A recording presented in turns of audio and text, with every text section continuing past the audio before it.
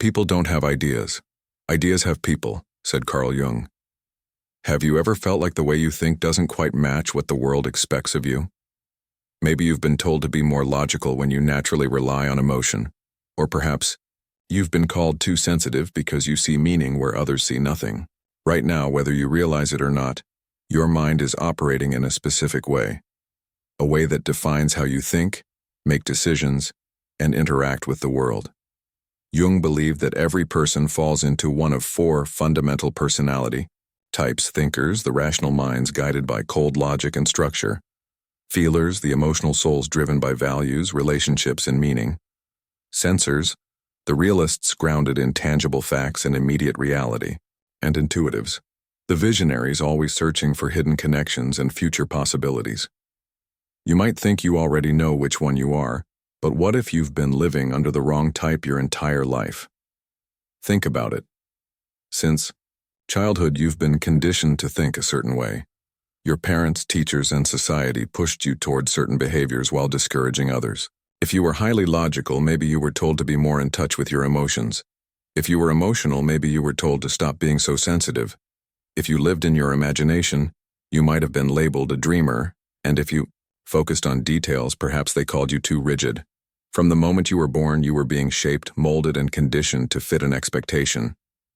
But here's the problem. What if that expectation was never truly yours? Jung believed that most people never question the lens through which they see the world. They assume their perspective is the only perspective. But understanding your dominant function isn't just about self-awareness, it's about power. Because the moment you understand your mind, you can finally take control of your life. Yet here's the part no one tells you. Your dominant personality function isn't the only part of you that matters. Hidden beneath the surface in the depths of your unconscious lies something far more important. Something that might explain why you've always felt that something was missing. Knowing how you think is one thing, but understanding what you've been ignoring your whole life, that's where the real transformation begins. So let's begin. Which type are you? Because whether you realize it or not, it has already shaped everything about you. Before we dive deeper into the four core personality functions, there's something even more fundamental that defines how you interact with the world. Jung identified two primary attitudes that shape how we direct our mental energy. Introversion is focused on the inner world, emphasizing introspection and deep thinking, while extroversion is oriented toward the outer world, driven by social interaction and external stimulation. Most people assume that being an introvert means being shy and reserved, while being an extrovert means being loud and outgoing. But this is a misconception. An introvert can be highly confident, but they recharge by being alone and processing their thoughts internally. An extrovert may enjoy solitude, but they gain energy from external interaction and engagement. Jung believed that neither is better or worse. They are simply different ways of experiencing reality. But here's where it gets interesting. Your personality is not just about introversion or extroversion. These two attitudes act as a gateway to something much deeper, the four primary ways we process reality. Jung discovered that every person has a dominant way of interpreting the world, which he broke down into four distinct functions. Thinking is the function of logic and analysis. Thinkers prioritize structure, problem-solving, and objective truth. Feeling is the function of values and emotions. Feelers focus on relationships, harmony, and what feels morally right. Sensation is the function of tangible reality. Sensors rely on their five senses, trusting concrete facts and immediate experiences. Intuition is the function of abstract meaning. Intuitives look beyond the present, searching for hidden patterns and possibilities. Each of us has a dominant function that influences how we see the world. But here's the question. Do you actually know which one is yours? Or have you been conditioned to suppress it? If you've been living outside of your true function, your life might feel more exhausting than it should be. Decisions may feel forced, and interactions might seem unnatural. But once you discover your dominant function, everything starts to make sense. You begin to understand why you think the way you do, why certain things drain you, and why others make you feel alive. Until you make the unconscious conscious, it will direct your life and you will call it fate, said Carl Jung. He believed that most people never fully understand their dominant function because society pushes them to be something they're not. Yet recognizing how you process the world can bring more clarity to your decisions, relationships, and personal growth. Comment below. Do you think you're a thinker, feeler, sensor, or intuitive? What has shaped the way you experience the world? If you're interested in learning more about Jung's ideas and how they apply to everyday life, consider subscribing for more insights. Jung's theory of personality doesn't stop at the 4 basic functions. Each of these, thinking, feeling, sensation, and intuition, can manifest in 2 distinct ways. Externally, focused on the outer world, extroversion, or internally, focused on personal reflection, introversion. This creates 8 distinct personality types, each with a unique way of processing reality. Understanding them is not just about identifying yourself, it's about realizing how you've been shaped by these unconscious patterns. Some people, for example, operate primarily through extroverted thinking. They seek structure, efficiency, and measurable results. Their minds work like an engineer designing a flawless system, ensuring that everything functions according to logic and order. Facts guide their decisions, and they trust proven methods over personal feelings. But their drive for efficiency can make them dismissive of emotions, seeing them as distractions rather than essential parts of human experience. Their strength lies in their ability to create systems that work, but their weakness is failing to see the human cost of those systems. Others function through introverted thinking, where logic is internalized and analyzed in depth. These individuals don't just apply rules, they deconstruct them, questioning every assumption until only the purest truth remains. Unlike their extroverted counterparts, they are less concerned with organizing the outside world and more focused on refining their internal framework of knowledge. They may spend hours lost in thought, perfecting their understanding of a concept before ever speaking a word about it. While this makes them brilliant at solving complex problems, it can also make them seem disconnected, lost in their own minds and struggling to bring their insights into practical application. Then there are those who lead with extroverted feeling, people whose greatest concern is harmony, connection, and emotional balance. Their ability to read a room is almost instinctual, sensing shifts in mood before anyone else even notices. They adapt effortlessly to social expectations, intuitively knowing what to say to make others feel seen and understood. But this deep empathy comes at a cost. They can lose themselves in the emotions of others, neglecting their own needs in their pursuit of keeping the peace.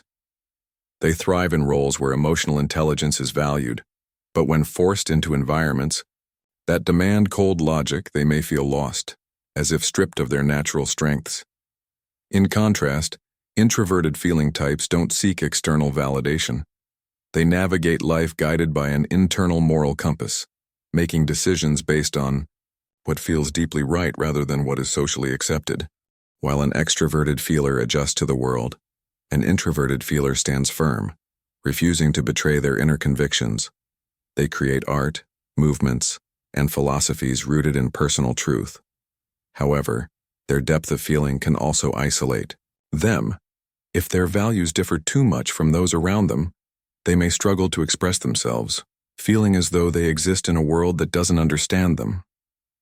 Beyond thinking and feeling, some people experience the world primarily through extroverted sensation. These are the realists, the hands-on doers, fully grounded in the present moment. They don't theorize about life, they experience it. Every color, texture, taste, and sound is absorbed in high definition. They thrive in fast-paced environments where their ability to react instantly gives them an edge, but their intense focus on the present can make long-term planning difficult, as they may chase one thrill after another, always moving, never stopping to reflect on where they're headed. On the other end of the spectrum, introverted sensation types process the world through personal memory and past experience. They rely on what is familiar, what has been tested, and what has stood the test of time. Their minds work like a vast archive, recalling details others overlook. They find comfort in tradition, in structure, in what is known. Yet while their reliability is unmatched, they can also resist change, clinging to the past, even when the world around them is moving forward. Then there are those driven by extroverted intuition, visionaries who live not in the present but in possibility. Where others see what is, they see what could be. Ideas flood their minds constantly, and they thrive on exploration, invention, and discovering new connections. They move from one concept to another with relentless curiosity, always searching for something just beyond the horizon. But their energy can be chaotic, leaving projects unfinished as new ideas pull them in different directions. Their challenge is learning to ground their visions in reality. Lastly, introverted intuition operates like a slow-burning fire, quiet, intense, and deeply internal. Insightful and introspective, these individuals experience sudden realizations that seem to come from nowhere. But in reality, they have been subconsciously processing patterns for a long time. They don't just see the world as it is, they sense where it is going. Their insights can seem almost prophetic, as if they understand things before they happen. However, because their thought process is so internal, they often struggle to explain how they arrived at their conclusions, leaving others either in awe or in confusion. Each of these 8 types represents a different way of interacting with the world, but no one is purely one type. Jung believed that we all have a dominant function, the one we rely on the most, but we also have weaker functions that operate in the background. And here's where things get interesting. Our weakest function, the one we suppress, holds the key to balance. Many of our struggles come not from our dominant type, but from neglecting the parts of ourselves that we've ignored. So the question isn't just which type you are. Our personality isn't made up of just one function. It's a hierarchy of mental processes working together in a delicate balance. Some functions take the lead, shaping the way you think and interact with the world. Others operate in the background, influencing you in subtle ways. And then there's the function you barely notice, the one buried so deep in your unconscious that if left unchecked, it can become your greatest weakness. Jung believed that each person has a dominant function, the one they naturally rely on the most. It's like the main character of your psyche, the part of you that feels the most you. A thinker will always gravitate toward logic and structure.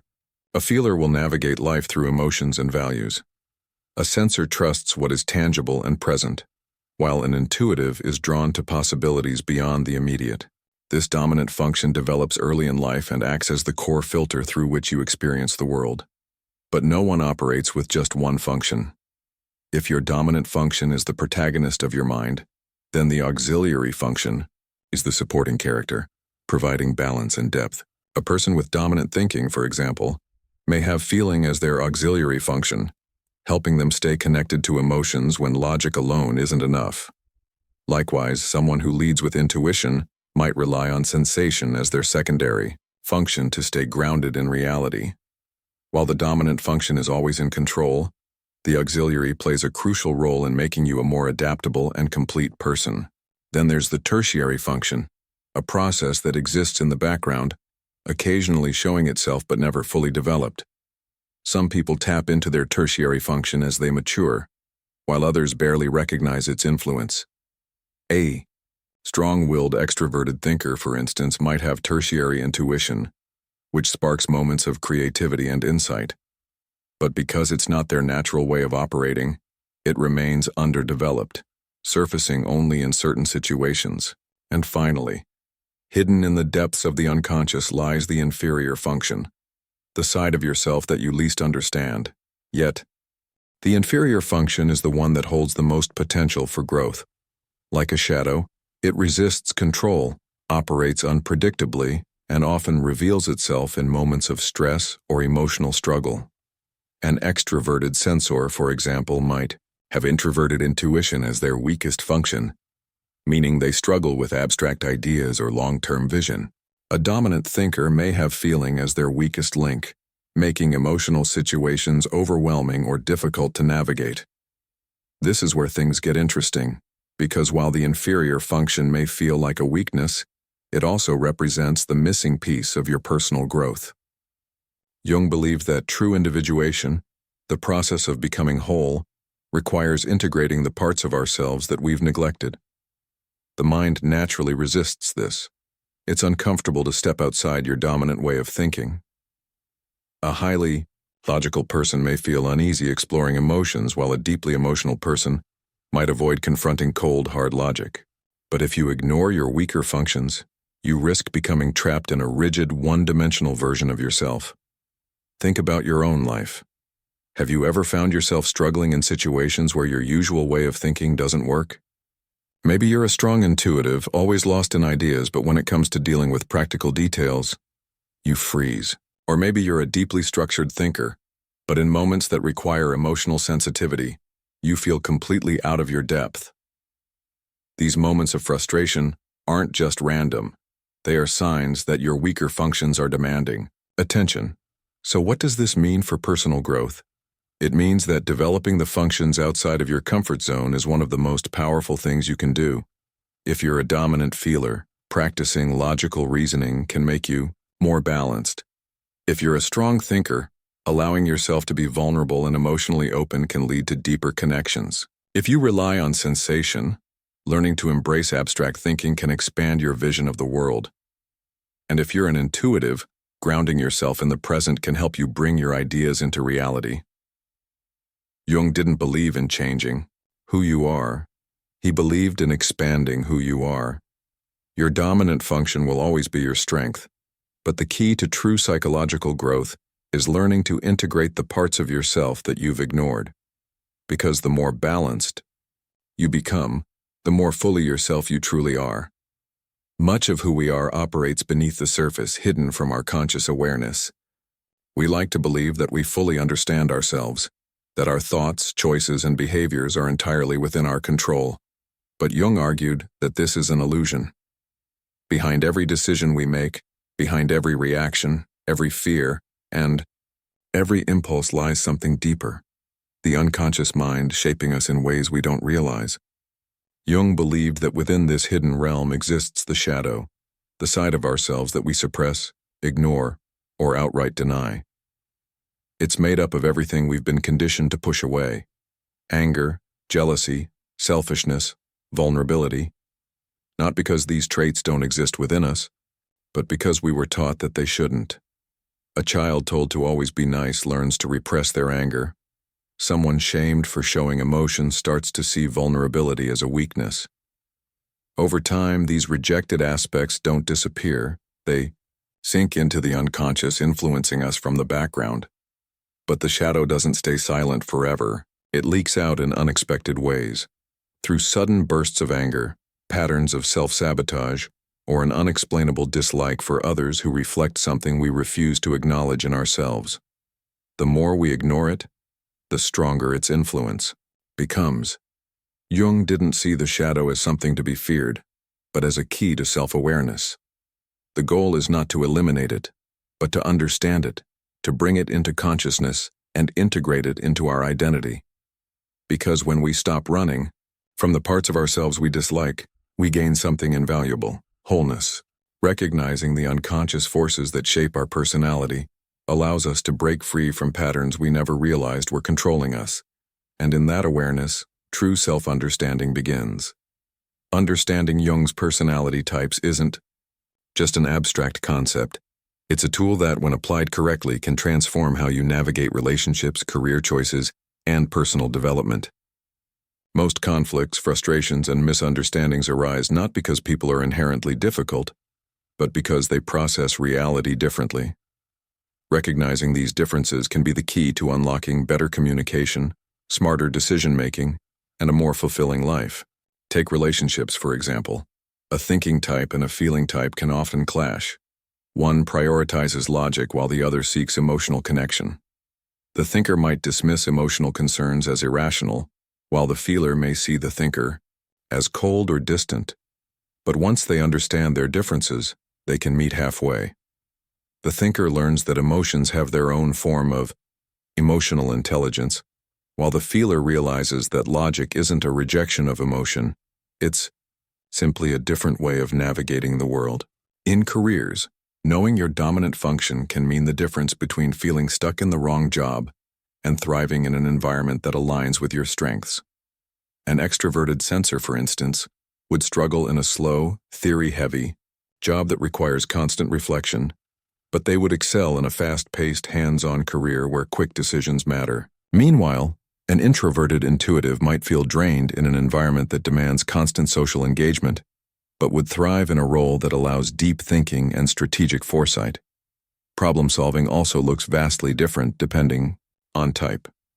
Extroverted thinkers break problems into steps and apply external data, while introverted thinkers internally analyze every angle before making a decision.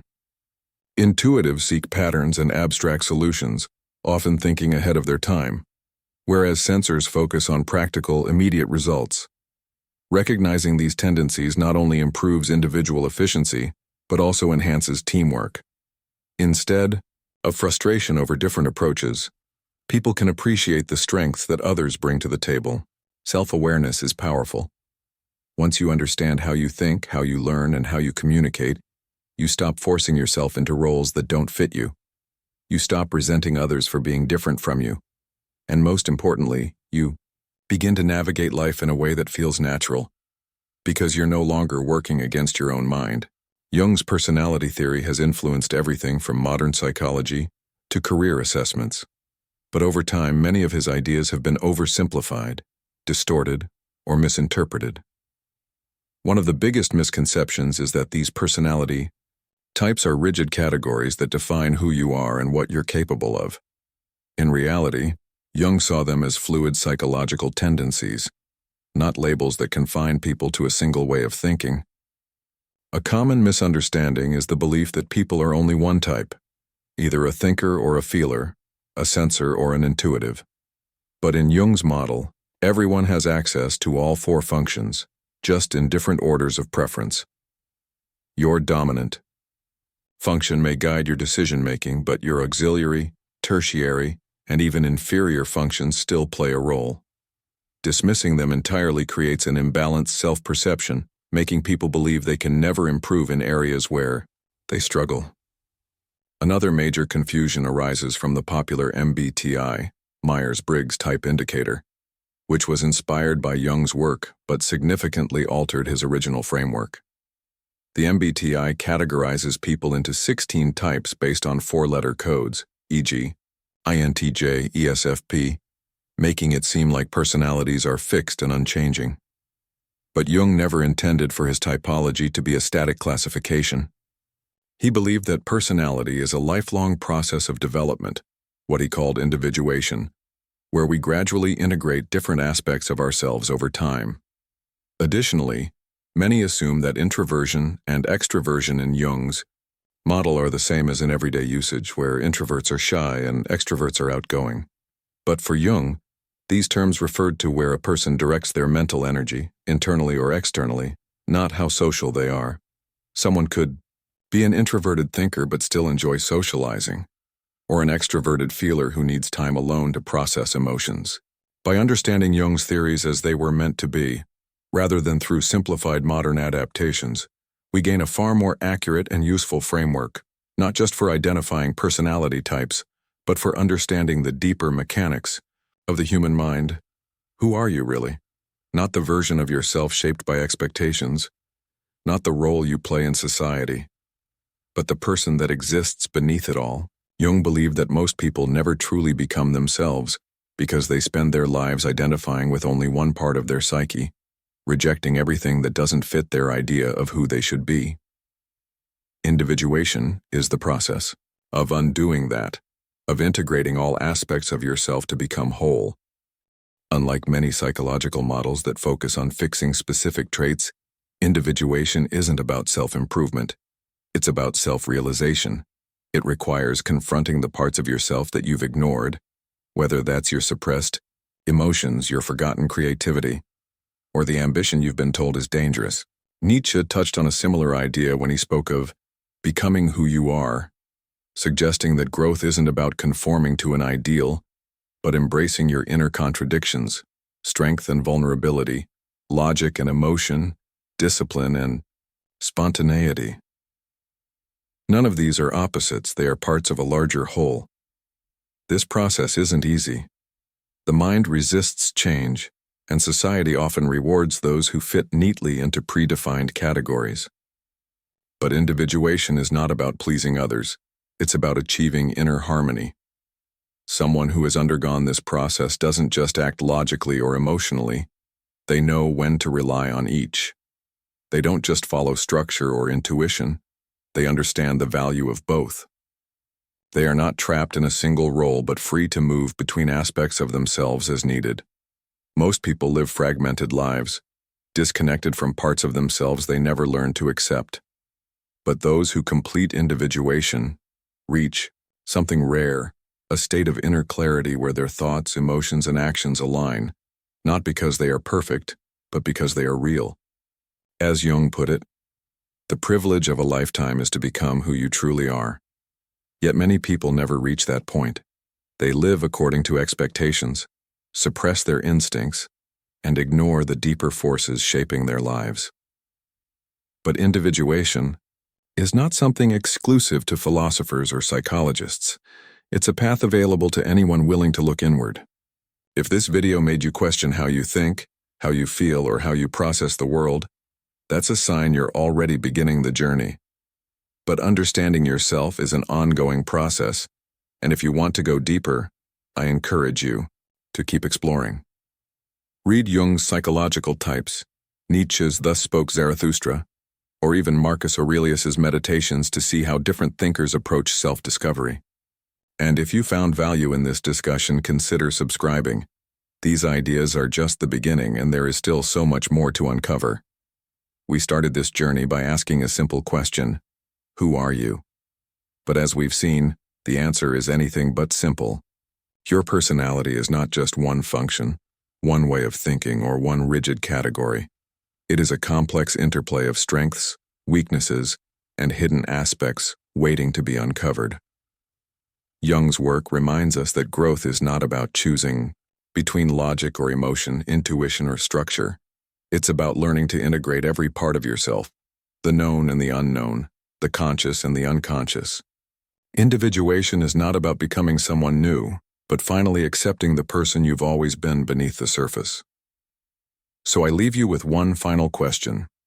Which aspect of your personality will you explore next?